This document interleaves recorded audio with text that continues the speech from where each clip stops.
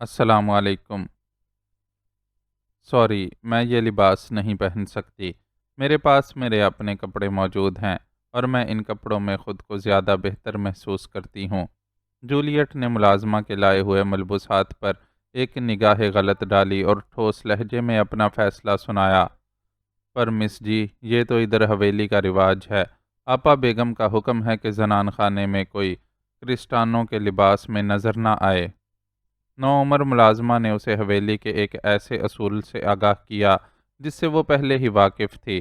آخر اس کی ماں نے بھی تو یہ سب سہا تھا، لیکن وہ جوزفین نہیں جولیٹ تھی جس کی رگوں میں اسی خاندان کا خون دوڑ رہا تھا اور وہ خود میں ان لوگوں سے مقابلہ کرنے کی ہمت پاتی تھی۔ میں نے کہہ دیا نا کہ میں یہ لباس نہیں پہنوں گی، تم جا کر اپنی آپا بیگم کو اطلاع دے دو۔ اس نے سختی سے ملازمہ کو جواب دیا اور رخ پھیر کر ہاتھ میں پکڑی ہوئی کتاب کی طرف متوجہ ہو گئی۔ انہوں بہت اصول والے ہیں مس جی، آپ ان کی بات سے انکار نکو کرو ورنہ آپ کی نوکری چلی جائے گی۔ معلوم نہیں ملازمہ نے اس سے ہمدردی جتائی تھی یا اسے دھمکی دی تھی۔ یہ نوکری مجھے نواب زادہ صاحب نے دی ہے اور انہوں نے میرے سامنے ایسی کوئی شرط نہیں رکھی تھی، جولیٹ نے بل کھا کر جواب دیا۔ وہ تو صرف آپ کی قابلیت جانچے ہوں گے نا، پر زنان خانے کے اصول تو آپا بیگم ہی بتاتے ہیں۔ ملازمہ نے اسے اطلاع فراہم کی۔ اس صورت میں نواب زادہ صاحب سے ایک ملاقات کرنا چاہوں گی۔ اس نے اپنا فیصلہ سنایا تو ملازمہ بے بسی سے باہر نکل گئی۔ تھوڑی دیر بعد سروری اس کے سامنے تھی۔ اس کی ماں کے زمانے کی کم عمر سروری اب حویلی میں وہی مقام حاصل کر چکی تھی جو کبھی اکا بیگم کا ہوا کرتا تھا۔ وہ یہاں موجود ملازماؤں کی نگراں تھی اور اس کا بیگمات میں خاصا اثر و رسوخ سمجھا جاتا تھا۔ سروری نے بھی اس سے تقریباً وہی ساری باتیں کیں جو اس سے پہلے ملازمہ کر چکی تھی۔ جواب میں اس نے بھی نواب زادہ اسد اللہ سے ملاقات کا مطالبہ دہرا دیا۔ ناچار سروری نے اس ملاقات کا اہتمام کروا دیا۔ وہ پورے اعتماد سے ملاقات کے لیے جا پہنچی۔ اس وقت اسد اللہ تنہا نہیں تھے، ان کے ساتھ دو جوان العمر حضرات بھی بیٹھے ہوئے تھے۔ اسد اللہ نے پہلے اسے بیٹھنے کی اجازت دی اور ان دونوں نے اس کا تعارف کروایا۔ یہ حسیب اللہ ہیں، ہمارے بڑے بھتیجے اور آپ کی شاگردہ ماہنور کے والد۔ پہلے انہوں نے اپنے دائیں جانب کرتا پاجامے میں ملبوس شخص کا تعارف کروایا۔ حسیب اللہ کے چہرے کے نقوش گواہی دے رہے تھے کہ وہ اسی حویلی کے فرد ہیں، البتہ اسد اللہ کے بائیں جانب جو جوان بیٹھا تھا وہ بہت مختلف تھا۔ مضبوط کاٹھی، بے پناہ گوری رنگت، سنہری بال اور چہرے کے نقوش سے جھلکتا کھردراپن، اپنے حلیے سے وہ اس خطے کا باسی ہی نہیں لگ رہا تھا۔ یہ آصف خان ہیں، ہمارے عزیز دوست واصف خان کے صاحبزادے، پشاور سے تشریف لائے ہیں اور ہمارے معزز مہمان ہیں۔ اسد اللہ کے کروائے تعارف نے اس کے اندازے کی تصدیق کر دی۔ اس نے دونوں حضرات سے سرسری سی علیک سلیک کی اور اسد اللہ کی طرف متوجہ ہو گئی۔ سروری نے بتایا ہے کہ آپ کسی اہم مسئلے پر ہم سے گفتگو کرنا چاہتی ہیں، فرمائیے ہم آپ کی کیا مدد کر سکتے ہیں۔ اسد اللہ بھی فوری طور پر اصل مقصد کی طرف آ گئے۔ مسئلہ کوئی نہیں ہے لیکن بنایا جا رہا ہے۔ اگر یہاں ملازمت کے کچھ اصول تھے تو تقرری کے وقت آپ کو مجھے ان کے بارے میں آگاہ کرنا چاہیے تھا۔ ایسا کوئی اصول جس سے میری شخصی آزادی پر حرف آئے میرے لیے قطعی قابل قبول نہیں ہے۔ میں نے یہاں بطور معلمہ ملازمت کی ہے اور میں اس بات کی پابند ہوں کہ وقت مقررہ پر نوابزادی ماہنور کو بہترین تعلیم دوں۔ میری اس خدمت کے علاوہ کسی کو میرے کسی عمل پر پابندی لگانے یا شرائط رکھنے کی قطعی اجازت نہیں ہونی چاہیے۔ میرا لباس، کھانا پینا اور سونے جاگنے کے اوقات قطعی میری ذاتی معاملات ہیں اور ان معاملات میں کسی کی دخل اندازی کو میں اپنی شخصی آزادی پر ضرب لگانے کے مترادف تصور کرتی ہوں۔ اسے علم تھا کہ سروری نے اسد اللہ کو مسئلے کی نوعیت سے بھی آگاہ کر دیا ہوگا، چنانچہ کھل کر ایک ہی بار ان سے بات کرنے کا فیصلہ کر لیا۔ وہ اس حویلی کے اصولوں سے واقف تھی اور ان پر ضرب لگانے کا فیصلہ کر کے آئی تھی۔ اصل میں زنان خانے کا سارا انتظام ہماری پھوپھی بیگم کے ہاتھوں میں ہی ہے اور وہ ذرا قدامت پسند خاتون ہیں۔ ان کا خیال ہے کہ حویلی کی خواتین پر کسی دوسری تہذیب کا اثر نہیں پڑنا چاہیے، اس لیے وہ اس قسم کی پابندیاں عائد کرتی ہیں اور عموماً کوئی ان سے اختلاف بھی نہیں کرتا۔ اس لیے ہم نے آپ سے خصوصاً ان معاملات پر گفتگو نہیں کی تھی۔ اسد اللہ نے ٹھہرے ہوئے لہجے میں وضاحت دی۔ اگر آپ کو ان کا خوف درست لگتا ہے تو آپ کو چاہیے کہ اپنی ہی برادری سے کسی کو اس ملازمت کے لیے منتخب کریں، کیونکہ صرف لباس بدل لینے سے کسی کے نظریات تو نہیں بدل سکتے۔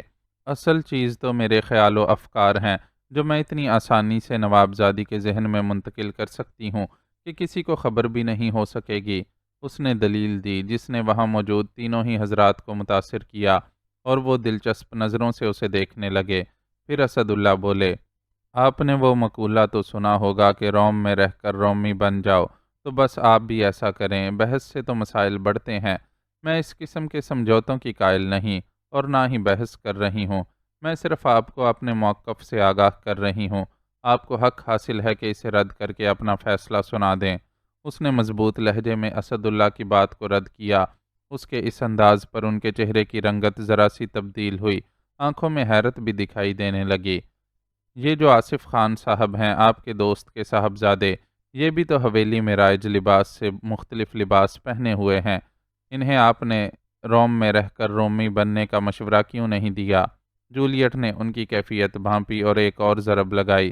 اس کے اس انداز پر کھلے پانچوں کے گھیرے دار شلوار قمیض اور واسکٹ میں ملبوس آصف خان کے ہونٹ گنی مونچھوں تلے بے ساختگی سے مسکرائے۔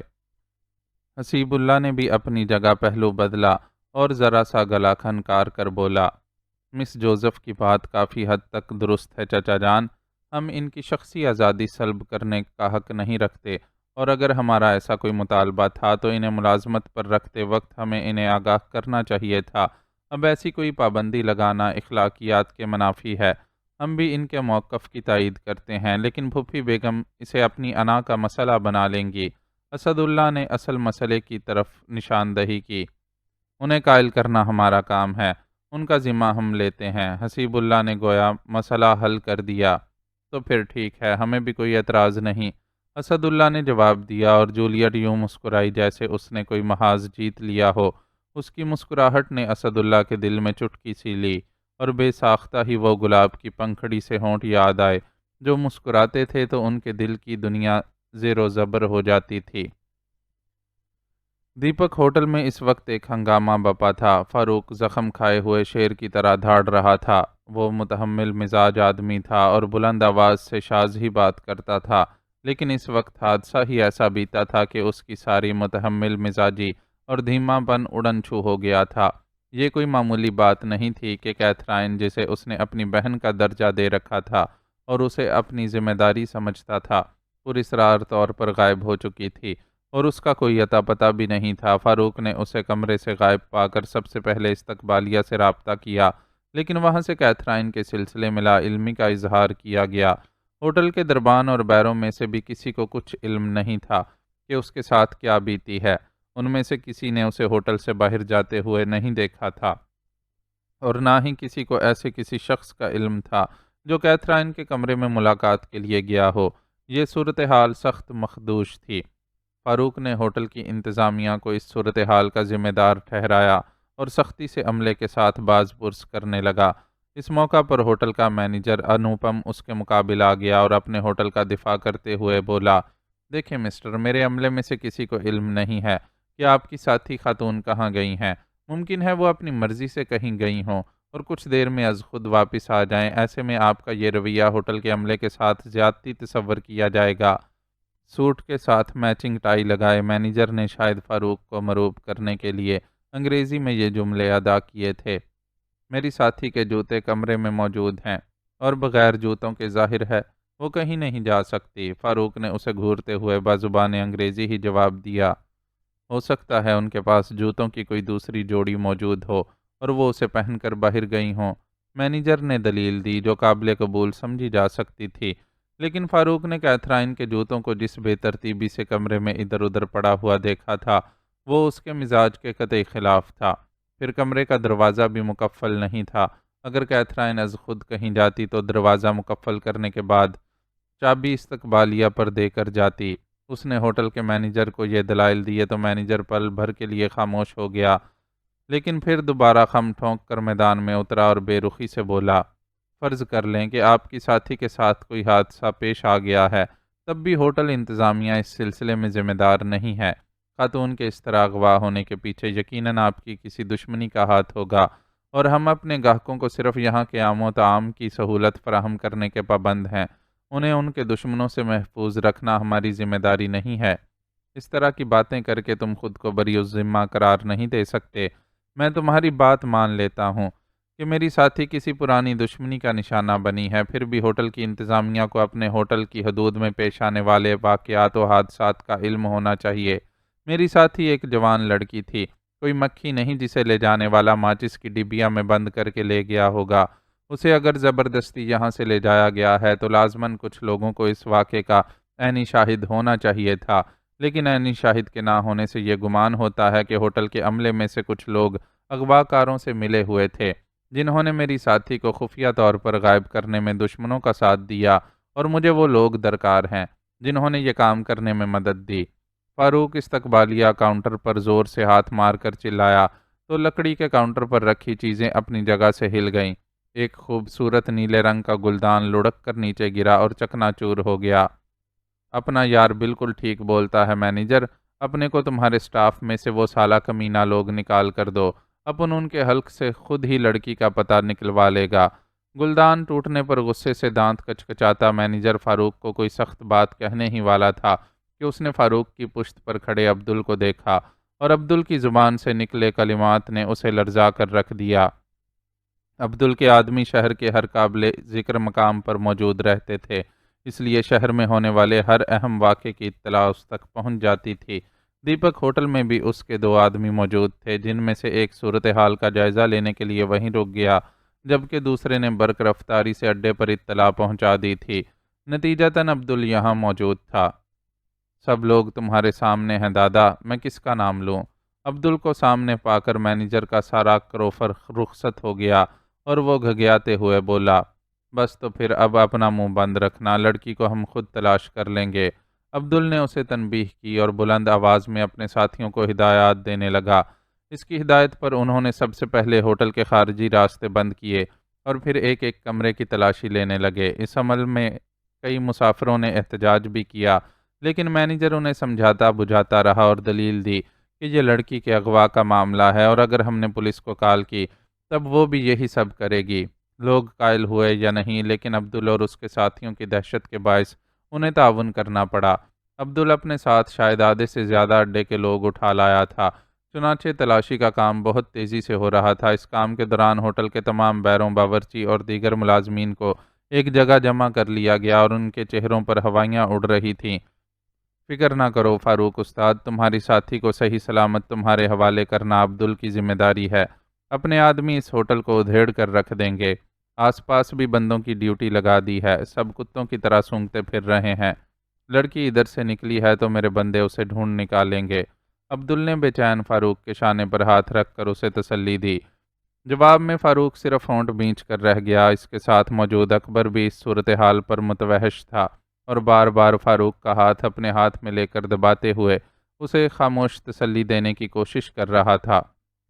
عبدل کے آدمی تیزی سے تلاشی کا عمل جاری رکھے ہوئے لمحہ بہ لمحہ اس تک اطلاعات بھی پہنچا رہے تھے۔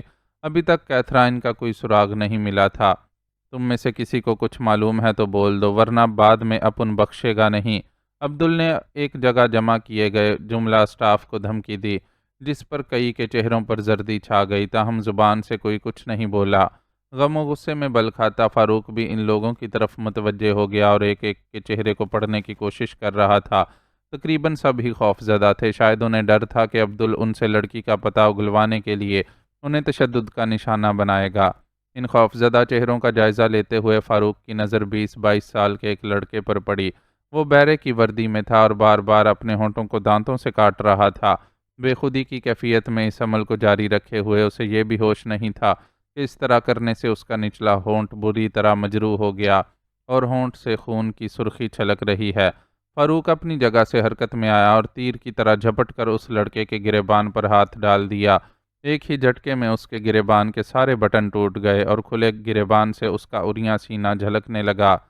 کہاں ہے میری ساتھی؟ جلدی بتا، ورنہ تیری ایک ایک ہڈی توڑ ڈالوں گا۔ فاروق نے اسے مہلت دیے بغیر ایک طوفانی گھونسا اس کے دائیں جبڑے پر رسید کیا۔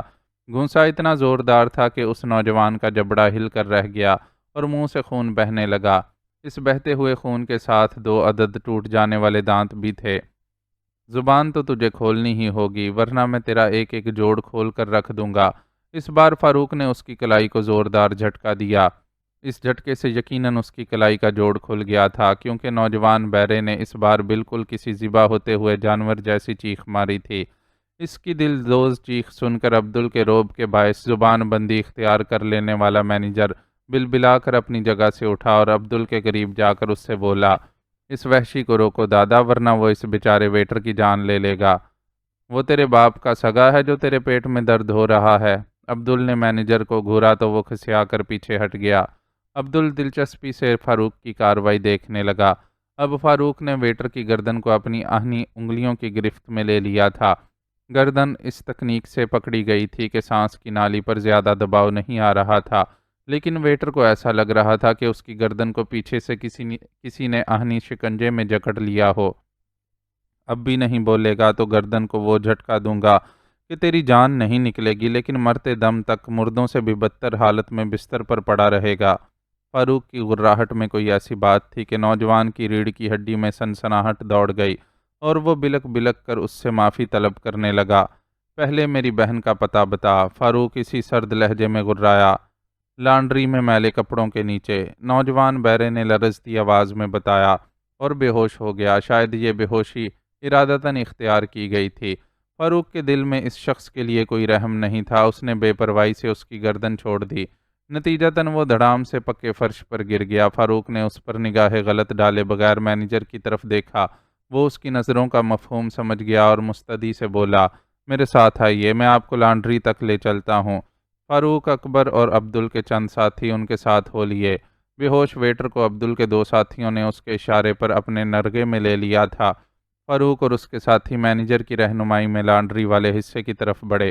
یہ حصہ زیر زمین تہہ خانے میں بنایا گیا تھا۔ یہاں ہوٹل کے عملے کے علاوہ مسافروں کی خواہش کے مطابق ان کے کپڑے دھونے کا مکمل انتظام تھا، لیکن بڑی تعداد بستر کی چادروں، تکیا، غلاف اور پردوں وغیرہ کی تھی، اور یہ چیزیں ایک ڈھیر کی صورت میں ایک جگہ جمع کی گئی تھیں۔ ایک طرف لکڑی کے بڑے بڑے شیلف بھی بنے ہوئے تھے، جن میں دھلی ہوئی چادریں اور پردے وغیرہ رکھے ہوئے تھے۔ دیپک ہوٹل کلکتہ کے اچھے ہوٹلوں میں سے ایک تھا، اور یہاں صفائی کا خاص اہتمام رکھا جاتا تھا۔ بستروں کی چادریں اور تکیوں کے غلاف روزانہ تبدیل کیے جاتے تھے۔ غسل خانوں میں استعمال ہونے والے تولیے بھی ہمیشہ صاف ستھری حالت میں ملتے تھے، اور پردوں کو بھی ہفتہ وار دھویا جاتا تھا۔ مینیجر نے بتایا کہ آج پردوں کی تبدیلی کا دن تھا، اس لیے کپڑوں کا ڈھیر کچھ زیادہ تھا۔ فاروق ایک بڑے سے ڈھیر کی طرف لپکا اور کپڑے ہٹاتے ہوئے کیتھرائن کو آوازیں دینے لگا۔ دوسرے لمحے دوسرے لوگ بھی اس کی مدد کرنے لگے۔ کپڑوں کا ڈھیر ہٹا تو ایک چادر میں لپٹی کیتھرائن نظر آ گئی۔ وہ بے ہوش تھی۔ فاروق اسے اپنے بازوؤں میں اٹھائے اوپر کی طرف لپکا۔ وہ پتہ نہیں کتنی دیر سے میلے کپڑوں کے بوجھ تلے دبی ہوئی تھی۔ اس سے سانس بھی ڈھنگ سے نہیں لی جا رہی تھی۔ فاروق نے باہر لا کر اسے کھلی ہوا میں لٹایا اور اس کے ہاتھ پیروں کی بندشیں کھولنے لگا۔ اس کے منہ میں ٹھونسا گیا کپڑا وہ تہہ خانے میں ہی نکال چکا تھا۔ اس کے بندشیں کھولنے کے دوران کسی نے کیتھرائن کے چہرے پر پانی کے چھینٹے بھی مارنا شروع کر دیے۔ فاروق اس کی ہتھیلیاں سہلانے لگا۔ اس کے چہرے پر شدید رنج اور غصے کے تاثرات تھے، چنانچہ کسی اور میں اتنی ہمت بھی نہیں ہو سکی کہ کیتھرائن کو ہاتھ لگا پاتا۔ پھر خواتین میں سے ہی ایک نے ہمت کی اور اس کے تلوے سہلانے لگی۔ کچھ پانی کیتھرائن کے منہ میں بھی ٹپکایا گیا تو بتدریج اس کی حالت میں تبدیلی آنی شروع ہوئی اور وہ دھیرے دھیرے کسمسانے لگی۔ میں نے ڈاکٹر کو فون کر دیا ہے، وہ بس پہنچتا ہی ہوگا، پریشان حال مینیجر نے اطلاع دی، اور اس کی اطلاع کے 5-6 منٹ بعد ہی ڈاکٹر وہاں موجود تھا۔ ایسا لگتا ہے بہت دیر تک انہیں ڈھنگ سے آکسیجن کی فراہمی نہیں ہوئی، اس لیے یہ اس حال کو پہنچ گئی ہیں۔ بٹ ڈونٹ وری، کچھ دیر میں یہ بہتر ہو جائیں گی۔ میں نے انجیکشن دے دیا ہے۔ ڈاکٹر نے پوری توجہ سے اس کا معائنہ کیا اور اس کے بازو میں انجیکشن لگاتے ہوئے پیشہ ورانہ مسکراہٹ کے ساتھ بولا، اگر ضرورت ہو تو انہیں ہسپتال شفٹ کر دیتے ہیں ڈاکٹر۔ فاروق نے مضطربانہ انداز میں ڈاکٹر کی رائے چاہی۔ میرے حساب سے تو ضرورت نہیں ہے، بس ان کے گرد ہجوم کم کر دیں اور انہیں آرام کرنے دیں، ڈاکٹر نے مشورہ دیا۔ عبدل نے بھی اس کی تائید کی اور کیتھرائن کو ہوٹل کے عملے کے تعاون سے اس کے کمرے میں منتقل کر دیا گیا۔ کمرہ کھلا اور ہوادار تھا، چھت پر برقی پنکھا بھی موجود تھا۔ اس کے باوجود مینیجر نے ایک اضافی پیڈسٹل فین بھی فراہم کر دیا۔ یہ بے ہوش نہیں ہے، بس میں نے سکون آور انجیکشن لگا دیا ہے، کچھ گھنٹے آرام سے سوتی رہیں گی تو جلدی ریکوری کر لیں گی۔ ڈاکٹر نے ایک بار پھر فاروق کو تسلی دینا ضروری سمجھی۔ اصل میں فاروق وغیرہ کی کوشش سے وہ ہوش میں تو پہلے ہی آ گئی تھی، لیکن صاف محسوس ہوتا تھا کہ اس کے حواس ٹھیک طرح کام نہیں کر رہے ہیں۔ اتنی دیر میلے کپڑوں کے ڈھیر کے نیچے بندھی ہوئی حالت میں آکسیجن کی کمی کے ساتھ پڑے رہنا یقینی طور پر اس کے ذہن پر اثر انداز ہوا تھا اور اسے ذہنی سکون کی ضرورت تھی۔ ہمارے ساتھ کوئی خاتون نہیں ہے، اگر آپ ان کے لیے کسی نرس کا انتظام کر دیں تو بہتر ہوگا، فاروق نے ڈاکٹر سے خواہش ظاہر کی۔ ویسے تو اتنی ضرورت نہیں ہے، لیکن آپ چاہتے ہیں تو میں نرس کو بھجوا دوں گا، ڈاکٹر نے اسے جواب دیا، اور مزید ایک بار کیتھی کا معائنہ کرنے اور فاروق کو تسلی دینے کے بعد وہاں سے روانہ ہو گیا۔ تم یہاں کیتھی کے پاس رکو اکبر، میں ذرا اڈے کا چکر لگا کر آتا ہوں۔ فاروق کے ہاتھوں مار کھانے والے بیرے کو عبدل کے آدمی اپنے ساتھ اڈے لے گئے تھے۔ فاروق کو کیتھرائن کی فکر نہیں ہوتی تو وہ بیرے سے اسی وقت اس کی حرکت کا مقصد بھی اگلوا لیتا۔ اب بھی اسے وجہ جاننے کی بے چینی تھی، اس لیے کیتھرائن کی طرف سے اطمینان ہوتے ہی اڈے کا قصد کیا۔ نکلنے سے قبل وہ اکبر کو ہدایات دے کر نکلا تھا کہ کسی بھی ایمرجنسی کی صورت میں وہ کیا قدم اٹھائے۔ ہوٹل میں انہیں عبدل کا مہمان جان کر مینیجر ہر قدم کے لیے تیار تھا۔ اس کے باوجود عبدل اپنے 2 آدمیوں کو چھوڑ کر گیا تھا کہ حفاظت بھی ہوتی رہے اور کسی ضرورت کے وقت بھی دشواری پیش نہ آئے۔ آؤ آؤ فاروق استاد، میں تمہاری ہی راہ دیکھ رہا تھا۔ وہ اڈے پہنچا تو عبدل کو اپنا منتظر پایا۔ کہاں ہے وہ سورما، کچھ اگلا اس نے یا نہیں؟ فاروق کا غصہ ابھی بھی قائم تھا۔ سب اگلوا لیا ہے استاد، تم آرام سے بیٹھو۔ عبدل نے اس کا ہاتھ پکڑ کر اسے اپنے ساتھ ہی بٹھا لیا اور کسی کو آواز دے کر ٹھنڈا شربت لانے کا حکم دیا۔ کیا بولتا ہے وہ، کس کے لیے کام کر رہا تھا؟ فاروق کا دماغ بیرے میں ہی اٹکا ہوا تھا۔ بھاڑے کا ٹٹو ہے، زیادہ کام کی بات نہیں اگلا، بس اتنا بتایا ہے کہ دوپہر میں ایک مونچھوں والا آدمی ہوٹل آیا تھا اور اسی نے اس آدمی کو لنچ کے واسطے سروس دیا تھا۔ کھانا کھا کر اس آدمی نے سندر نام کے اس ویٹر کو موٹی ٹپ دیا اور پھر چپکے سے بولا کہ اگر سندر اس کا ایک کام کر دے تو وہ اسے بھاری رقم دے گا۔ سندر یعنی بیرا کی بہن کا اگلے مہینے بیاہ ہونے والا ہے، اس لیے وہ لالچ میں آ گیا اور تم لوگوں کی غیر موجودگی میں کیتھرائن کو بے ہوش کر کے نیچے تہہ خانے میں پہنچا دیا۔ وہ بستر کی چادریں اور پردے وغیرہ تبدیل کرنے کے بہانے کیتھرائن کے کمرے میں گھسا تھا اور چادروں وغیرہ میں ہی اسے چھپا کر نیچے پہنچا دیا تھا۔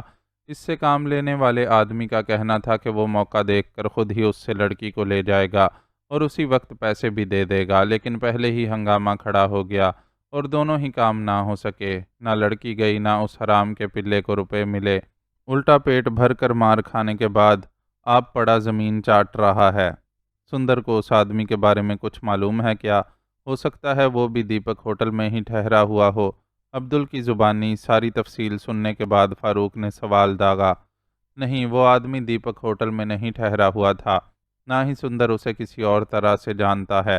ہاں، اس نے حلیہ ضرور بتایا ہے۔ عبدل نے اس کے سوال کا جواب دیتے ہوئے سندر کی زبانی سنا، حلیہ تفصیل سے بیان کر دیا۔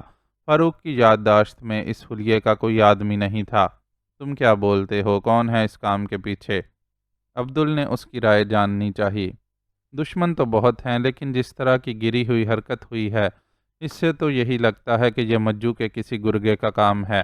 وہی ہے جو انتقام کی دھن میں گھٹیا سے گھٹیا حرکت بھی کر سکتا ہے۔ فاروق نے فوراً اندازہ لگایا۔ تم ٹھیک کہتے ہو استاد، اپنے کو بھی یہی شک ہے۔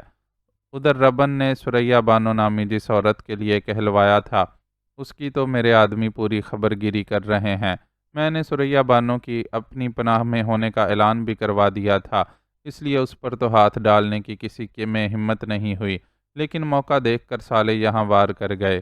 مجھ سے بھی غلطی ہوئی کہ تمہارے پیچھے ہوٹل میں نگرانی کا بندوبست نہیں کیا، ورنہ ایسی نوبت ہی نہ آتی۔ عبدل نے اس کی رائے کی تائید کرتے ہوئے حالات کا تفصیلی جائزہ لیا۔ جو ہونا تھا وہ تو ہو گیا، شکر ہے کہ کیتھرائن محفوظ رہی۔ اب کل اگر اس کی طبیعت ٹھیک ہوئی تو ہم بمبئی واپس لوٹ جائیں گے۔ پیچھے تم چوکنے رہنا، اس حرکت سے ظاہر ہے کہ دشمن نے پیچھا نہیں چھوڑا ہے، بس ڈر کر دبک کر بیٹھا ہوا ہے۔ فاروق نے رفتہ رفتہ اپنے غصے پر قابو پا لیا اور اب معمول کے انداز میں بات کر رہا تھا۔ اس چھوکرے کا کیا کرنا ہے؟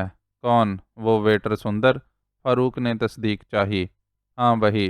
بولو تو اسے چوک میں کھڑا کر کے ڈنڈے لگواؤں؟ جانے دو دادا، بیچارہ اپنی ضرورت سے مجبور ہو کر بک گیا اور ہاتھ بھی کچھ نہ آیا، ٹھیک ٹھاک مار تو پہلے ہی کھا چکا ہے۔ وہ تم ایسا کرنا کہ میری طرف سے اسے یہ تھوڑی سی رقم دے دینا، اپنا علاج بھی کروا لے گا اور بہن کی شادی میں بھی کام آ جائے گی۔ فاروق نے اپنی جیب سے نکال کر اچھی خاصی رقم عبدل کے ہاتھ پر رکھی تو وہ ہنس پڑا اور بولا، ہو نا آخر ربن کے چیلے، وہ بھی دیکھو تو ابھی گرم ہے اور ابھی نرم پڑ گیا۔ کس کے ساتھ کیسے پیش آئے گا سمے پر ہی پتہ چلتا ہے۔ آدمی دیکھ کر برتاؤ کرنا پڑتا ہے دادا، ہم اپنے اوپر اٹھنے والے ہاتھوں کو توڑ ڈالنے کی طاقت رکھتے ہیں، لیکن کسی لاچار کے ساتھ زیادتی کرنے کا کبھی نہیں سوچتے۔ فاروق نے ربن کا وضع کردہ سیدھا سادہ اصول بیان کیا، ہماری دنیا میں سب لوگ ایسا نہیں سوچتے، ربن ایسا ہے جب ہی تو سب سے الگ دکھائی پڑتا ہے۔ عبدل نے ربن کی تعریف کی۔ یہ تو تم نے 16 نے ٹھیک کہا دادا، وہ واقعی سب سے جدا ہے، اس جیسا تو بس کوئی کوئی ہی ہوتا ہوگا۔ عبدل کی تائید کرتے ہوئے فاروق کا دماغ خود ہی ماضی کی یادوں کو کھنگالنے لگا تھا۔ وہ بمبئی میں اس کا چوتھا دن تھا۔ وہ کوئی 8 روز قبل اپنے گھر سے نکلا تھا۔ نکلتے وقت دماغ پر غصہ سوار تھا، اس لیے تن کے کپڑوں میں خالی ہاتھ ہی نکل کھڑا ہوا تھا۔ جیب میں کچھ رقم ضرور موجود تھی، لیکن وہ کب تک ساتھ دیتی؟ بمبئی آنے سے قبل وہ راستے میں 1-2 جگہ رکتا ہوا آیا تھا۔ ریل کے کرائے، رہائش اور کھانے پینے میں اچھی خاصی رقم خرچ ہو گئی تھی۔ چنانچہ جب وہ بمبئی پہنچا تو اس کے ہاتھ میں بہت تھوڑے پیسے تھے۔ یہ پیسے بھی کب تک ساتھ دیتے؟ ختم ہو گئے، اور نوبت یہ آ گئی کہ کمرے کا کرایہ دینا تو دور کی بات، اس کے پاس پیٹ بھرنے کے لیے بھی کچھ نہ بچا۔ کسی کے آگے ہاتھ پھیلانے کی عادت نہیں تھی اور زندگی اتنے عیش و آرام میں گزری تھی کہ کبھی ایک وقت کا کھانا بھی چھوڑنے کی نوبت نہیں آئی تھی۔ یوں تو اس نے میٹرک کا امتحان دے رکھا تھا، لیکن کسی قسم کا کاغذی ثبوت پاس نہیں تھا، اور نہ ہی اتنا تجربہ تھا کہ دفتروں میں چکر لگا کر نوکری کے حصول کے لیے جدوجہد کر پاتا۔ بس کشمکش کے عالم میں وقت گزارتا رہا، اور جب رقم ختم ہو گئی تو خاموشی سے ہوٹل کا کمرہ چھوڑ کر ایک قریبی پارک میں جا بیٹھا۔ شام رات میں ڈھلی تو پارک میں ویرانی چھانے لگی۔ اندھیرا، تنہائی، بھوک اور بے سر و سامانی، ایسی سخت رات فاروق کی زندگی میں پہلے کبھی نہیں آئی تھی۔ عمر ہی کتنی تھی، ماضی کے عیش یاد آئے تو آنکھوں میں آنسو آ گئے۔ آنسو بہاتے ہوئے اس نے خود سے پوچھا کہ کیا اسے گھر واپس لوٹ جانا چاہیے، لیکن خون میں ضد تھی، اور ساتھ ہی یہ زوم بھی کہ اس نے ایک اصولی بات پر گھر چھوڑا ہے، اس لیے واپسی کے حق میں فیصلہ نہ ہو سکا۔ لیکن یہاں رہنا تھا تو اس مفلسی کے عالم میں کیسے رہا جاتا؟ وہ بے آواز آنسو بہاتا، خود سے الجھتا ایک بینچ پر سکڑا سمٹا پڑا رہا، اور اسے خبر نہیں ہوئی کہ وہ کچھ بدخصلت لوگوں کی نظر میں آ گیا ہے۔ اصل میں تو وہ اسے شام سے ہی یہاں بیٹھا دیکھ رہے تھے۔ اس کا لباس اگرچہ میلا تھا، لیکن وہ گدڑی کے لال کی طرح چمک رہا تھا۔ اجلی رنگت، خوبصورت نقوش، اٹھتی جوانی کا بانک پن اور عیش و آرام کی زندگی گزارنے کے باعث نرم و ملائم ہاتھ پیر، وہ تو قوم لوط کی باقیات کے لیے ایک ترنیوالا تھا۔ بدخصلت شام سے رات ہونے تک اس پر گھات لگائے بیٹھے رہے۔ رات گہری ہوئی اور ہر سو سناٹے کی حکمرانی ہو گئی تو انہوں نے اسے گھیر لیا۔ وہ کم عمر اور ناتجربہ کار لڑکا تھا۔ پہلے تو ان کے تیور پہچان ہی نہیں سکا اور یہی سمجھا کہ وہ مال و متاع کی خاطر اس کے گرد جمع ہیں۔ خوفزدہ لہجے میں انہیں اپنی بے سر و سامانی سے آگاہ کیا تو وہ کہے لگانے لگے، اور پھر اسے آگاہ کیا کہ انہیں کیا درکار ہے۔ وہ بری طرح بدک گیا۔ خلاف عادت و تربیت انہیں گالیاں بھی بکیں اور الٹے سیدھے ہاتھ پیر بھی چلائے، لیکن ان بدماشوں کے ٹولے کے سامنے اس کی حیثیت ہی کیا تھی؟ انہوں نے منٹوں میں اسے بے دست و پا کر دیا۔ اپنی بے بسی پر اس کی آنکھوں سے آنسو نکل آئے اور اس نے دل کی گہرائیوں سے رب کو پکارا۔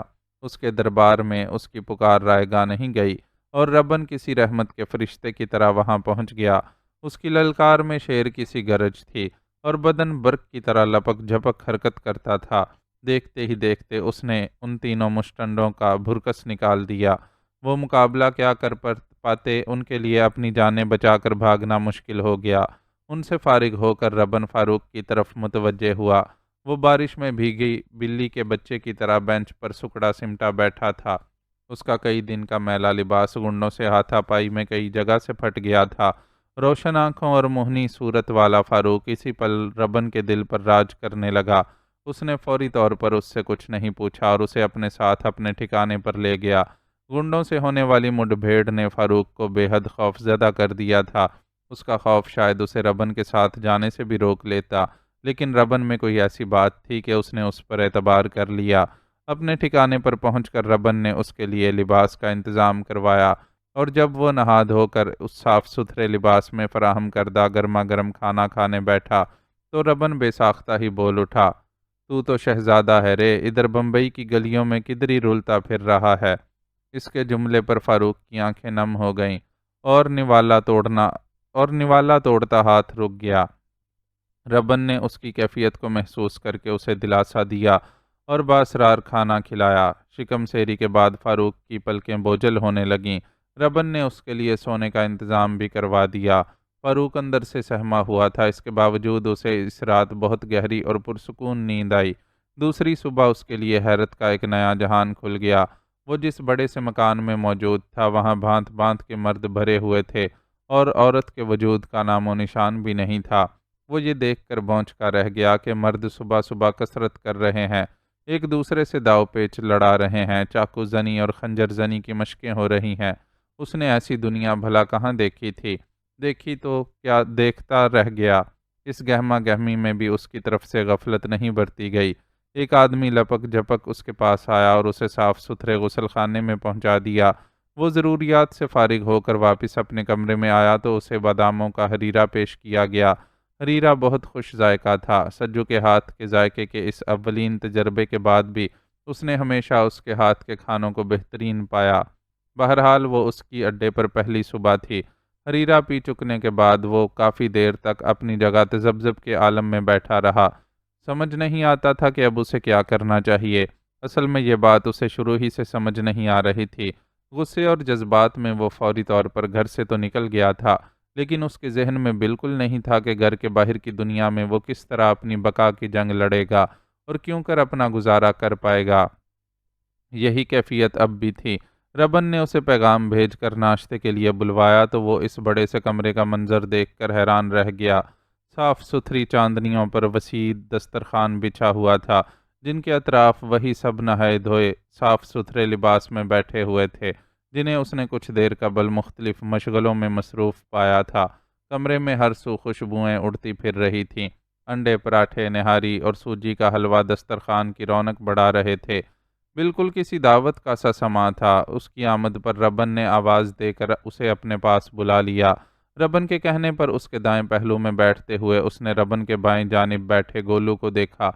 وہ اس صحت مند سے بچے کو اتنے مردوں کے درمیان پا کر حیران رہ گیا۔ یہ گمان بھی ہوا کہ شاید وہ ربن کا بیٹا ہے۔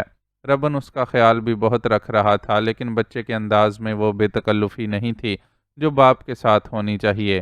ناشتے کے دوران ربن نے فاروق کا بھی بہت خیال رکھا اور کھانے پر اصرار کرتا رہا۔ ناشتہ خوش ذائقہ تھا، لیکن ایک تو فاروق نے رات کا کھانا بھی بہت تاخیر سے کھایا تھا اور صبح صبح حریرہ بھی پی لیا تھا، اس لیے بہت کم کھایا۔ ناشتے کے بعد ربن نے کچھ ضروری امور نمٹانے کے بعد اس سے دوبارہ ملاقات کا عندیہ دیا اور وہ انتظار کا یہ وقت گزار کر دوبارہ ربن کی خدمت میں پہنچایا گیا تو اس وقت تک وہاں کی گہما گہمی بہت کم ہو چکی تھی اور ایسا لگتا تھا کہ بیشتر افراد مکان سے باہر جا چکے ہیں۔ گولو البتہ اب بھی ربن کے پہلو میں بیٹھا ہوا تھا۔ ربن نے پہلے تو فاروق سے اس کا احوال دریافت کیا۔ اس نے زیادہ تفصیل سے کچھ نہیں بتایا، بس اتنا ہی بولا کہ گھر والوں سے ناراض ہو کر گھر سے نکل گیا ہے اور واپس گھر جانے کا ارادہ نہیں رکھتا۔ ربن نے اسے نصیحت کی کہ اگر گھر کے حالات بالکل ہی ناقابل برداشت نہیں ہیں تو اسے واپس لوٹ جانا چاہیے، کیونکہ باہر کی دنیا کتنی ظالم ہے اس کی ایک جھلک فاروق دیکھ چکا تھا۔ فاروق بھی اس واقعے سے سہما ہوا تھا، لیکن مزاج میں ضد اور انا تھی اور دماغ اب بھی واپس پلٹنے کے لیے تیار نہیں تھا۔ معلوم تھا کہ واپس جائے گا تو طنزیہ نگاہوں اور کٹیلے جملوں کا سامنا کرنا پڑے گا، اور یہ سب برداشت کرنا اس کے مزاج کا حصہ نہیں تھا۔ ربن نے اپنے طور پر اسے سمجھایا کہ اس دنیا کا مقابلہ کرنے کے گر نہیں ہے اور خدشہ ہے کہ یہ دنیا اسے نگل لے گی۔ فاروق سب سنتا رہا لیکن زبان سے کچھ نہیں بولا۔ آخر ربن نے خود ہی موضوع بدل دیا اور اسے اپنے بارے میں آگاہ کرنے لگا۔ اس نے کھل کر فاروق سے اپنی دنیا کا تعارف کروایا اور بتایا کہ معاشرے میں ان لوگوں کا کیا مقام ہے۔ فاروق نے اڈے پاڑے کی دنیا کا بس ذکر ہی سنا تھا، وہ بھی بہت سرسری سا۔ اس دنیا کو نزدیک سے دیکھنا اس کے لیے انوکھا تجربہ ثابت ہوا۔ اسی نشست میں اس نے گولو کے بارے میں بھی جانا۔ اپنے ساتھ ربن کی نیکی کا تجربہ اسے ہو چکا تھا۔ گولو کی داستان سن کر مزید متاثر ہو گیا۔ ستیلی ماں کے مظالم کا شکار اس بچے کو ربن نے جس طرح اپنے سائے میں لے لیا تھا، ایسا ہر کوئی نہیں کر سکتا تھا۔ یہ تو کسی صاحب دل کا ہی طرز عمل ہو سکتا تھا۔ وہ صاحب دل اگر دادا کی گدی پر بیٹھا تھا اور بمبئی کا ایک اڈا چلاتا تھا تو اس سے کیا فرق پڑتا تھا؟ وہ بہت سے نیک نام لوگوں سے بہتر تھا۔ فاروق نے لمحوں میں فیصلہ کر لیا۔ اسے اب اسی دنیا میں رہنا تھا اور وہ سارے ہنر سیکھنے تھے جو اس دنیا کے باسیوں کے لیے ضروری تھے۔ یہ فیصلہ اس نے رات پیش آنے والے واقعے کی وجہ سے بھی کیا تھا۔ وہ خود کو اتنا مضبوط کرنا چاہتا تھا کہ کوئی ہاتھ اس کی طرف بڑھے تو وہ اسے توڑ سکے۔ ربن نے اسے اپنے فیصلے پر اچھی طرح سوچ بچار کے لیے چند دن کی مہلت دی۔ وہ ایک بار فیصلہ کر کے اس پر قائم رہنے کا عادی تھا۔ چنانچہ مہلت کے بعد بھی فیصلہ وہی رہا اور یوں ربن کے زیر سایہ اس کی تربیت کا آغاز ہوا۔ دوران تربیت اس کے ساتھ کسی طرح کی رعایت نہیں کی جاتی تھی اور وہ سارے اصول و قواعد اس پر بھی لاگو ہوتے تھے جن کے اڈے کے دیگر افراد پابند تھے، لیکن اس کے علاوہ اسے خصوصی مراعات حاصل تھیں۔ ربن نے اسے پہلے دن شہزادہ کہا تھا اور ہمیشہ شہزادوں ہی کی طرح رکھا تھا۔ ہر ہنر میں طاق کر دینے کے باوجود وہ کبھی فاروق کو عملی میدان میں نہیں لایا تھا، اور یوں فاروق اتنے سال اڈے پر رہنے کے باوجود پوری طرح اس دنیا کا باسی نہیں تھا۔ وہ تو شہزادہ تھا، شہزادہ، خود ساختہ جلا وطنی اختیار کر لینے والا شہزادہ، جس کی جڑیں بہرحال اب بھی اپنے اصل میں ہی گڑی ہوئی تھیں، اس لیے اڈے پر رہتے ہوئے بھی شخصیت کا بانک پن قائم و دائم تھا۔ حویلی میں رہ کر جولیٹ کو یہاں کے بارے میں خاصی معلومات حاصل ہو رہی تھیں۔ اس کی دادی یعنی نواب زادہ اسد اللہ کی والدہ وفات پا چکی تھیں۔ نواب سلیم اللہ اب بھی حویلی کے حکمران تھے، لیکن بڑھاپے کے باعث بہت زیادہ فعال نہیں رہے تھے اور عملاً باغ دوڑ دونوں بیٹوں کے ہاتھ میں تھی۔ آپا بیگم بھی بہت ضعیف ہو گئی تھیں، لیکن زنان خانے میں بہرحال اب بھی ان کے نام کا سکہ چلتا تھا۔ اپنے کمرے میں بیٹھے بیٹھے بھی وہ سارے معاملات سے باخبر رہتی تھیں۔ ان کی بیٹی عشرت جہاں اورنگ آباد میں بیاہی گئی تھی اور سننے میں آیا تھا کہ اس کا شوہر اور سسرالی ذرا سخت مزاج کے لوگ ہیں، اس لیے کم کم ہی میکے آ پاتی ہے۔ جولیٹ نے اندازہ لگایا کہ عشرت جہاں کے سسرالی ذرا زیادہ ہی تیز مزاج کے لوگ ہوں گے، جو ماضی کی تنگ مزاج اور نخریلی عشرت جہاں کو نکیل ڈالنے میں کامیاب رہے۔ عشرت کا بھائی صفدر نواب سلیم اللہ کا داماد تھا۔ عالیہ اس حویلی کی بیٹی ہوتے ہوئے بھی آپا بیگم کی بہو کی حیثیت سے ان کے زیر عتاب رہتی تھیں۔ اس کا سارا دن ان کی ہدایات پر عمل کرتے ہوئے گزرتا تھا۔ اس کے مقابلے میں کم سن و چنچل حسیب اللہ کی بیوی زیادہ آرام سے رہتی تھی۔ حسیب اللہ کو آپا بیگم کے مزاج میں خاصا دخل حاصل تھا اور اسی رعایت سے اس کی بیوی رانا کو بھی چھوٹ حاصل تھی۔ عالیہ کی بدقسمتی تھی کہ اول تو اللہ نے اولاد کی دولت سے نہیں نوازا، دوسرے صفدر بھی کم کم ہی حویلی میں پایا جاتا تھا۔ اس نے مستقل لندن میں سکونت اختیار کر رکھی تھی اور سال میں صرف 1 ڈیڑھ ماہ ہی یہاں گزارتا تھا۔ یہاں شک کیا جاتا تھا کہ صفدر نے لندن میں دوسری شادی کر رکھی ہے، لیکن خود اس نے کبھی تائید یا تردید نہیں کی تھی۔ یہاں تک کہ نواب زادہ اسد اللہ نے بھی کبھی اس سلسلے میں زبان نہیں کھولی تھی، حالانکہ وہ ایک طویل عرصے تک لندن میں رہے تھے اور اب بھی کبھی کبھار وہاں کا چکر لگا لیتے تھے۔ جولیٹ کو یہ ساری معلومات اس شوخ سی ملازمہ زہرہ سے حاصل ہوئی تھیں جو اس کی خدمت پر مامور تھی۔ جولیٹ نے معلومات کے حصول کے لیے خاص طور پر اس سے دوستی گانٹھی تھی اور اس کی یہ ترکیب ناکام نہیں رہی۔ پٹر پٹر بولنے والی زہرہ سے اسے بہت سے قصے سننے کو ملتے تھے۔ خود اپنے بارے میں اس نے بتایا تھا کہ وہ ماضی میں حویلی کی منتظم رہنے والی اکا بیگم کی نواسی تھی۔ اکا بیگم نے طویل عرصے حویلی کی خدمات انجام دی تھیں اور اب صاحب فراش تھیں۔ ان کی خدمات کے صلے میں حویلی کی طرف سے ان کے لیے تاحیات وظیفہ مقرر کر دیا گیا تھا اور اب ان کی یتیم نواسی زہرہ یہاں خدمات انجام دے رہی تھی۔ زہرہ نے چپکے سے جولیٹ کو بتایا تھا کہ یوں تو حویلی والے بہت دیالو ہیں، لیکن ملازمین کو ذرا سی غلطی پر بڑی حد تک اور بسا اوقات سخت سزاؤں کا سامنا کرنا پڑتا ہے۔ زنان خانے میں یہ سزائیں آپا بیگم کی طرف سے جاری کی جاتی تھیں اور اکثر بڑی عجیب و غریب ہوتی تھیں۔ مثال کے طور پر زہرا نے ماضی قریب کیا ایک قصہ بھی سنایا تھا۔ یہ سزا روٹیاں پکانے والی عورت کو دی گئی تھی۔ اس سے نامعلوم کیسے ایک روٹی کچی رہ گئی اور شومئی قسمت کہ وہ روٹی آپا بیگم کے ہاتھ میں پہنچ گئی۔ انہوں نے ہنگامہ مچا دیا کہ کچی روٹیاں کھلا کر یہ عورت حویلی کے مکینوں کا پیٹ خراب کر دے گی۔ اسے سزا دی گئی کہ وہ ایک وقت کے لیے گوندا جانے والا آٹا کچا کھائے گی۔ اتنا سارا کچا آٹا کھانا کوئی مذاق نہیں تھا، لیکن ملازمہ کو کسی نہ کسی طرح یہ کرنا پڑا۔ زہرا کے مطابق تازہ گوندے ہوئے آٹے کو کھاتے ہوئے اس ملازمہ کی حالت غیر ہونے لگی تھی، لیکن پھر بھی کسی نہ کسی طرح اس نے آٹے کا تھال خالی کر دیا۔ اس سزا کو قبول کرنے سے انکار کی صورت میں اسے نواب صاحب کے پالتو کتے کے ساتھ ایک کمرے میں بند کر دینے کی دھمکی دی گئی تھی۔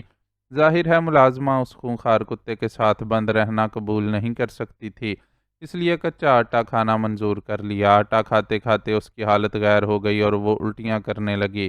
شام تک اس کے پیٹ میں شدید درد بھی شروع ہو گیا۔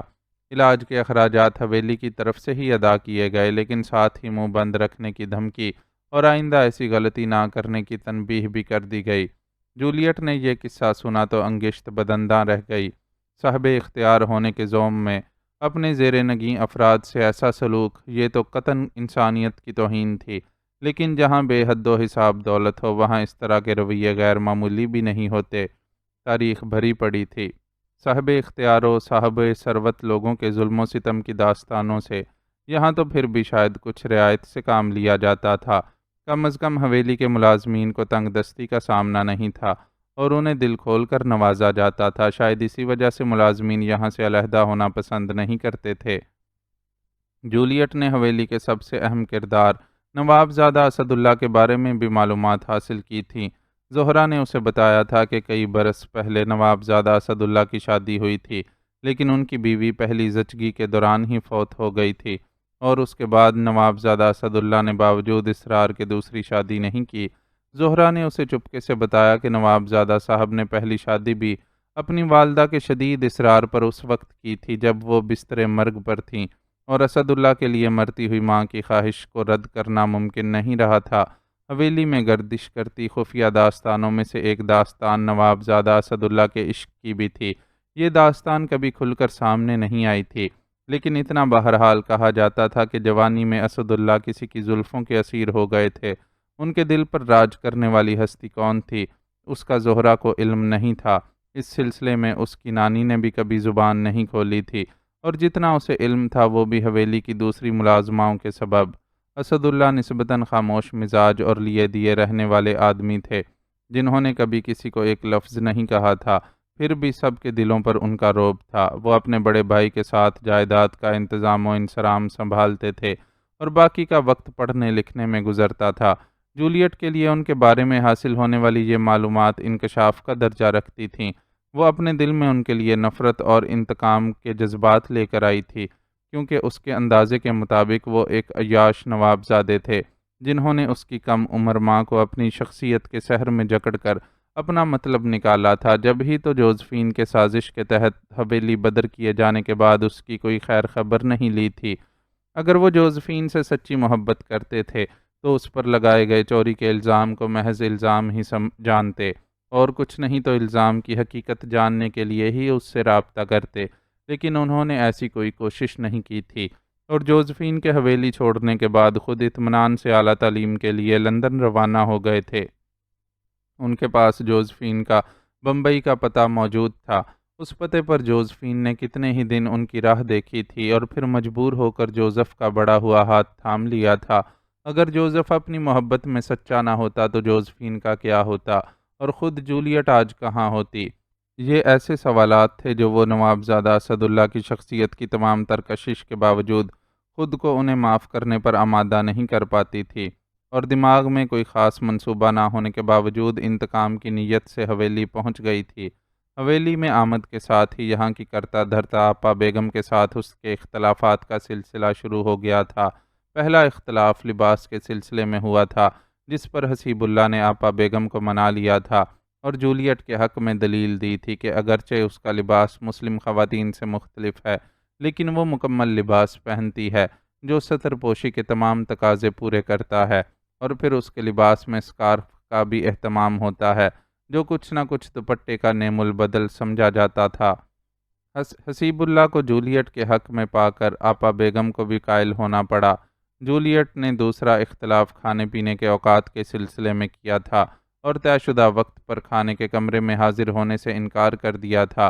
اس کا کہنا تھا کہ وہ اپنے موڈ اور پسند کے مطابق کھانا کھانا پسند کرتی ہے، اس لیے ایسی کوئی پابندی قبول نہیں کر سکتی۔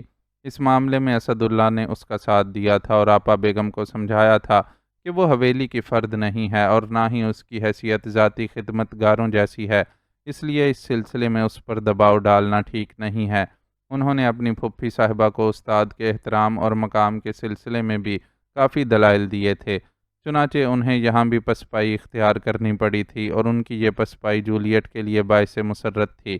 جوزفین کے حالات زندگی پڑھنے کے بعد اسے حویلی میں آپا بیگم کے غیر معمولی اثر و رسوخ کا اندازہ ہو گیا تھا، اور اس کا اندازہ تھا کہ آپا بیگم جو کہ اپنی کمرو بیٹی عشرت جہاں کو نوابزادہ اسد اللہ کے سر منڈنے کی شدت سے خواہاں تھی، اپنی وفادار ملازماؤں کی زبانی جوزفین اور اسد اللہ کے عشق کی داستان سن کر چوکنی ہو گئی ہوں گی، اور اس سے قبل کہ محبت کی یہ کہانی شادی کے انجام تک پہنچ پاتی، انہوں نے سازش کا ایسا تانا بانا بنا کہ جوزفین کو نہ صرف حویلی بلکہ اسد اللہ کی زندگی سے بھی نکالنے میں کامیاب ہو گئیں، پر افسوس کہ وہ اپنی بیٹی کو پھر بھی اسد اللہ کی بیوی نہ بنا سکیں، اور یہ امر بھی جولیٹ کے لیے خوشی کا باعث بنا تھا۔ اس کی ماں کو اسد اللہ کی زندگی سے نکالنے والے خود اپنے مقصد میں بھی کامیاب نہیں رہے تھے۔ اس انکشاف نے دل کو ایک گونا گو سی تسلی دی تھی۔ دل کو یہ احساس ہوا تھا کہ انسانوں کی تمام تر فرعونیت کے باوجود ایک نظام انصاف تھا جو کہیں نہ کہیں سے چل رہا تھا، اور اسی کے بل پر یہ کائنات قائم تھی، ورنہ تو یہ صاحب اختیار لوگ شاید یہ دنیا ہی الٹ کر رکھ دیتے۔ اس نظام انصاف پر یقین بحال ہونے کے باعث ہی اسے یہ آس بھی بندھی تھی کہ ایک نہ ایک دن اس پر ظلم ڈھانے والے دلدار آغا کا بھی احتساب ہوگا اور وہ اپنے کیے کی سزا بھگتے گا۔ وہ اس حویلی میں آتے ہوئے اپنے دل میں بہت سی نفرت لے کر آئی تھی، کچھ گھبراہٹ بھی تھی کہ معلوم نہیں حالات اس کے قابو میں آ بھی سکیں گے یا نہیں، لیکن حیرت انگیز طور پر سب کچھ بہت آسانی سے ہوتا چلا جا رہا تھا، اور وہ اتنی تیزی سے حویلی میں ضم ہوتی جا رہی تھی جیسے ہمیشہ سے ہی یہاں رہتی آئی ہو۔ حالانکہ حویلی میں بالخصوص زنان خانے میں اسے اتنے زیادہ کھلے دل سے قبول نہیں کیا گیا تھا۔ مالکاؤں کے ساتھ ساتھ ملازمائیں بھی عموماً اس سے گریزاں ہی رہتی تھیں، اور شاید یہ آپا بیگم کی اس کے لیے ناپسندیدگی کی وجہ سے تھا۔ ملازماؤں میں زہرہ اور مالکان میں واحد حسیب اللہ کی بیوی ہی تھی جو اس سے کھل کر گفتگو کر لیتی تھیں۔ اس کے باوجود یہاں قیام کے بعد سے وہ خود کو بہت پرسکون محسوس کر رہی تھی۔ جلتا سلگتا دل کچھ حالت قرار میں تھا، اور وہ اپنی اس تبدیلی پر خود بھی حیران تھی۔ کیا اپنے اصل تک پہنچ جانے کے باعث میری یہ کیفیت ہے؟ حویلی کے پائیں باغ میں بیٹھی اس وقت بھی وہ خود سے سوال کر رہی تھی۔ لیکن اصل تک پہنچنا اسے تو نہیں کہتے۔ کتنی ہی معزز اور محترم سہی، پر کہلاؤں گی تو میں اس حویلی کی ایک تنخواہ دار ملازمہ ہی۔ میں کوئی جولیٹ اسد اللہ کی حیثیت سے تو یہاں مقیم نہیں ہوں۔ اپنے سوال کے جواب میں اس کے پاس یہ الجھن بھری سوچ تھی جس سے الجھتے ہوئے اسے احساس بھی نہیں ہوا کہ کوئی اس کی تنہائی میں دخل اندازی کے لیے وہاں چلا آیا ہے۔ آنے والے نے کھنکار کر اپنی موجودگی کا احساس دلایا تو وہ اس کی طرف متوجہ ہوئی۔ وہ اسد اللہ کے دوست کا بیٹا آصف خان تھا، جس نے آج بھی اپنے روایتی گھیردار شلوار قمیض کے اوپر واسکٹ پہن رکھی تھی۔ کس سوچ میں گم ہے میڈم؟ بہت دیر سے آپ کو ایک ہی زاویے سے بیٹھا دیکھ رہا ہوں، سوچا اگر کوئی مسئلہ ہے تو پوچھ لیتا ہوں، ہو سکتا ہے میں کچھ مدد کر سکوں۔ وہ بزبان انگریزی جولیٹ سے مخاطب ہوا۔ حویلی میں موجود بیشتر مرد حضرات انگریزی سے اچھی طرح واقف تھے اور اس سے اسی زبان میں گفتگو کرنا پسند کرتے تھے۔ آپ کے خیال میں کیا مسئلہ ہو سکتا ہے؟ جولیٹ اسے اپنی سوچوں کے بارے میں کیا بتاتی، چنانچہ ہوشیاری سے کام لیتے ہوئے خود اسے ہی الجھا دیا۔ حویلی کے اصولوں میں سے کوئی اصول آپ کی شخصی آزادی کو متاثر کر رہا ہوگا۔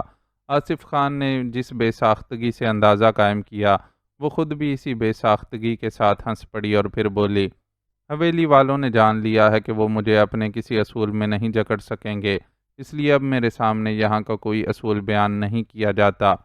ایسا صرف اسد انکل کی مہربانی کی وجہ سے ہے۔ وہ آپ کی پشت پر کھڑے ہیں اور آپ کے پاس اتنا مضبوط سہارا دیکھ کر کوئی آپ کو دھکا دینے کی ہمت نہیں کر پا رہا ہے۔ آصف خان نے گویا اس پر انکشاف کیا۔ اس ملازمت کے لیے انہوں نے میرا انتخاب کیا ہے اور اپنے انتخاب کو درست ثابت کرنے کے لیے انہیں میرا مددگار بننا ہی چاہیے۔ یہ خود ان کی اپنی عزت کا سوال ہے۔ آصف خان کے انکشاف نے پل بھر کے لیے اسے چونکایا تو تھا، لیکن اسد اللہ کے رویے کے لیے جو دلیل اس کے دماغ میں آئی وہ اس سے بھی کہہ ڈالی۔ ایسی بات تو میرے دماغ میں آئی ہی نہیں تھی، بس میں یہی سوچ رہا تھا کہ اسد انکل بہت روشن خیال اور معتدل مزاج آدمی ہیں، اس لیے ایسا کر رہے ہیں، لیکن آپ کی دلیل میں بھی وزن محسوس ہوتا ہے۔ آصف خان نے اسے سراہنے والے انداز میں کہا تو وہ دھیرے سے مسکرا دی۔ آپ بہت پراعتماد اور باوقار شخصیت کی مالک ہیں، اور مجھے لگتا ہے کہ آپ کی انہی خوبیوں کی وجہ سے انکل نے آپ کا انتخاب کیا ہے، ورنہ آپ سے زیادہ تعلیمی قابلیت رکھنے والی کسی شخصیت کو اس ملازمت پر رکھ لینا ان لوگوں کے لیے کوئی مسئلہ نہیں ہے۔ یہ بے پناہ صاحب ثروت لوگ ہیں۔ میرے والد خود ایک قبیلے کے سردار ہیں اور ہمارا شمار اپنے علاقے کے باحثیت لوگوں میں ہوتا ہے، لیکن یہاں کی شان و شوکت دیکھ کر تو میں خود دنگ رہ جاتا ہوں۔ میں نامعلوم مدت تک قیام کے لیے یہاں آیا ہوں، پھر بھی یہ لوگ ہر روز میری ایسی خاطر مدارت کرتے ہیں جیسے میں چند دن کے لیے آنے والا کوئی خاص الخاص مہمان ہوں۔ یہاں قیام کے عرصے میں میری الماری میں اتنے نئے جوڑوں کا اضافہ ہوا ہے کہ میں گنتی بھی نہیں کر پایا ہوں۔ ملازم جب بھی دھلے ہوئے کپڑے الماری میں رکھنے آتا ہے تو ساتھ میں چند نئے جوڑے بھی لے آتا ہے۔ پھر بھی یہاں والوں کو شکایت ہے کہ میں اپنی زبان سے اپنی پسند یا خواہش کا اظہار نہیں کرتا۔ میرے پاس بہترین خوشبوؤں کا ڈھیر لگ چکا ہے، پھر بھی ہر 2-4 دن بعد ملازمہ میرے کمرے میں ایک نئی خوشبو رکھ جاتی ہے۔ اپنی اتنی مدارت پر میں شرمندگی محسوس کرنے لگا ہوں اور کئی بار احتجاج بھی کیا ہے، لیکن سب بیکار ہے۔ کوئی میرے احتجاج کو خاطر میں نہیں لاتا۔ وہ اسے حویلی والوں کی دریا دلی کے قصے سنا رہا تھا، جس کی ذات ان کی تنگ دلی سے براہ راست متاثر ہوئی تھی۔ وہ اتنے دریا دل ہوتے تو جوزفین کو اسد اللہ کی پسند جان کر قبول کر لیتے، اور یوں وہ بمبئی کے اس محلے میں پل کر جوان نہ ہوتی جہاں شاید اس حویلی کا کوئی مکین قدم دھرنا بھی گوارا نہیں کر سکتا تھا۔ بہت زیادہ دولت مندوں کو شوق ہوتا ہے اپنی دولت کی نمائش کرنے کا تاکہ دوسروں کو متاثر کر سکیں۔ آپ یہاں سے واپس جائیں گے تو یقیناً اپنے والد سے ان کے دوست کی سخاوت اور مہمانداری کی تعریفیں کریں گے۔ حالانکہ ہو سکتا ہے انہوں نے اپنی زندگی میں بڑی بے ایمانیاں اور حق تلفیاں کی ہوں اور ان کی وجہ سے کسی کی زندگی برباد ہو گئی ہو۔ اس کے اندر کی تلخی خود بخود ہی اس کے لہجے میں در آئی۔ اوہ نو، اسد انکل بالکل بھی ایسے آدمی نہیں ہیں۔ وہ بہت سادگی پسند اور وفادار آدمی ہیں۔ میرے بابا لندن میں ان کے ساتھ تھے اور وہ ہمیشہ اسد انکل کے اعلیٰ کردار و اخلاق کی تعریف کرتے ہیں۔ میں نے بھی اپنے قیام کے عرصے میں انہیں نہایت نفیس آدمی پایا ہے، اور میں یقین نہیں کر سکتا کہ زندگی میں وہ کبھی بے ایمان یا غاصب رہے ہوں گے۔ آپ کس بنیاد پر ان پر اتنا بڑا الزام لگا رہی ہیں؟ آصف خان کے سفید رنگ میں سرخی سی جھلکی۔ میں الزام نہیں لگا رہی، بس ایک عام سی بات کر رہی ہوں۔ کسی بھی انسان کی شخصیت کا کوئی ایک پہلو تھوڑی ہوتا ہے اور اسے جاننے والے اس کے ہر پہلو سے واقف ہوں۔ یہ بھی ضروری نہیں ہوتا۔ جولیٹ نے تیزی سے بات بنائی۔ یہ تو آپ ٹھیک کہہ رہی ہیں، لیکن اگر اسد انکل کی شخصیت کا ایسا کوئی تاریک پہلو ہوا تو میرے لیے یہ ایک شوق ہوگا۔ میرے نزدیک تو وہ ایک آئیڈیل انسان ہے۔ جولیٹ کی بات سے اتفاق کرتے ہوئے بھی آصف خان اسد اللہ کی تعریف کیے بنا نہ رہ سکا، جس پر جولیٹ کے ہونٹوں پر ایک طنزیہ سی مسکراہٹ بکھر گئی۔ یہ مسکراہٹ پھولوں کے کنج کے پیچھے براجمان اسد اللہ نے بھی دیکھی۔ وہ بہت دیر سے اس گوشہ عافیت میں بیٹھے ہوئے تھے۔ جولیٹ ان کے بعد یہاں آئی تھی، لیکن نہ تو وہ خود کسی سے بات کرنے کے موڈ میں تھے اور نہ ہی اس کی تنہائی میں مخل ہونا چاہتے تھے، اس لیے خاموشی سے اپنی جگہ بیٹھے رہے۔ انہوں نے آصف خان کے ساتھ ہونے والی جولیٹ کی ساری گفتگو سنی تھی، اور ان کے دل میں پھر وہی شک ابھرا تھا کہ کہیں جولیٹ جوزفین کی بیٹی تو نہیں ہے۔ اس کا بمبئی سے یہاں تک از خود ملازمت کے لیے آنا اور پھر حویلی کے اصولوں کو شدت سے رد کرنا انہیں غیر معمولی لگا تھا۔ اس کا رویہ بھی چونکانے والا تھا۔ وہ پہلی بار اس حویلی میں آئی تھی، لیکن اس کے انداز سے یوں لگتا تھا کہ وہ یہاں کے بارے میں سب جانتی ہے۔ پہلے اس کے شناسا نکوش اور بعد میں رویوں نے انہیں شک میں مبتلا کر دیا تھا کہ ہو نہ ہو وہ جوزفین کی بیٹی ہے، اس جوزفین کی بیٹی جسے ان کی پہلی محبت ہونے کا اعزاز حاصل تھا، لیکن پھر وہ ان کی زندگی سے یوں نکل گئی تھی کہ وہ اسے تلاش ہی نہیں کر سکے تھے، اور اب یہ لڑکی آ گئی تھی جو انہیں جوزفین کی یاد دلاتی تھی۔ اس کے نکوش کی مانوسیت نے ان کے دل پر اثر ڈالا تھا۔ وہ زخم جو کچھ مندمل ہونے لگے تھے ایک بار پھر تازہ ہونے لگے تھے، اور اپنی زندگی کا وہ دور یاد آتا تھا جو پوری زندگی پر محیط ہو گیا تھا۔ وہ کبھی خود کو اس دور کی یادوں سے آزاد بھی نہیں کروا پائے تھے، اور وہ تھی کہ سب کچھ ختم کر کے چلی گئی تھی، اور جب سب ختم ہی کر دیا تھا تو اب یہ نیا سلسلہ کیا تھا؟ کیوں اس نے اپنی بیٹی کو یہاں بھیجا تھا؟ وہ خود سے جوں جوں سوالات کرتے جاتے الجھن بڑھتی جاتی، اور اس الجھن میں جولیٹ کی آنکھوں کی تحریر کی وجہ سے مزید اضافہ ہو جاتا۔ اس کی آنکھوں کو دیکھ کر انہیں یوں لگتا تھا کہ وہاں کوئی طوفان موجزن ہے جو اپنے ساتھ سب کچھ بہا لے جانا چاہتا ہے، لیکن کیوں؟ وہ اس بات کا جواب بھی تلاش نہیں کر پائے تھے، لیکن جولیٹ کے لیے ان کے دل میں ایک نرم گوشہ تھا۔ جوزفین نے ان کے ساتھ کچھ بھی کیا تھا، اور جولیٹ اپنے دل میں کیسے ہی عزائم لے کر آئی تھی، وہ اپنے دل سے مجبور تھے جو کبھی جوزفین کے خلاف جا ہی نہیں سکتا تھا۔ معزز ناظرین و سامعین، لائک، کمنٹس اور شیئر ضرور کریں۔ شکریہ۔